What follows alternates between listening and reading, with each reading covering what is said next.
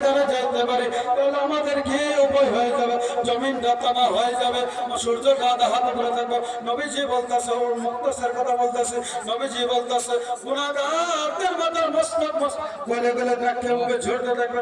আল্লাহ তাআলা বলছেন, যদি কোনো বান্দা দুনিয়ার ভিতরে আমি আল্লাহর হুকুমকে পালন করে যাইতে পারে, আমি আল্লাহর আদেশকে মেনে যাইতে পারে, আমি আল্লাহ আমার ফেরেশতাদেরকে সাক্ষী রেখে ওয়াদা করে যাচ্ছি, কাল হাসরের ময়দানে আমি আল্লাহ ওই বান্দার আমি আল্লাহ কুদরতি হাত ধরে ধরে জান্নাতে নিয়ে যাব। সুবহানাল্লাহ, সুবহানাল্লাহ।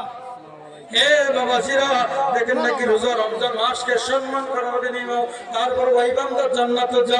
আজকে তো আমরা আখিরি নবীর উম্মত, আমার নবী রাহমাতুল লিল আলামিন আল্লাহর দরবারে রমজান মাস আসার আগে আল্লাহর দরবারে হাওয়া করে কান্নার দোয়া করে, আয় আল্লাহ আপনি আদম নবীকে সৃষ্টি করেছিলেন, আদম নবীকে 1000 বছর বয়স দিয়েছিলেন, অন্যান্য নবীকে সৃষ্টি করেছিলেন 1000 অনেক বছর বয়স দিয়েছেন, এদের উম্মতকে অনেক বছর বয়স দিয়েছেন, আমি নবীকে 63 বছর জিন্দেগি দিয়েছিলেন।